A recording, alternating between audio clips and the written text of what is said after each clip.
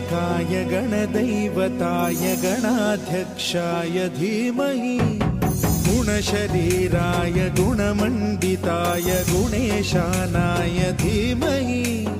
गुणातीताय गुणाधीशाय गुणप्रविष्टाय धीमहि एकदन्ताय वक्रतुण्डाय गौरीतनयाय धीमहि गजेशानाय भालचन्द्राय श्रीगणेशाय धीमहि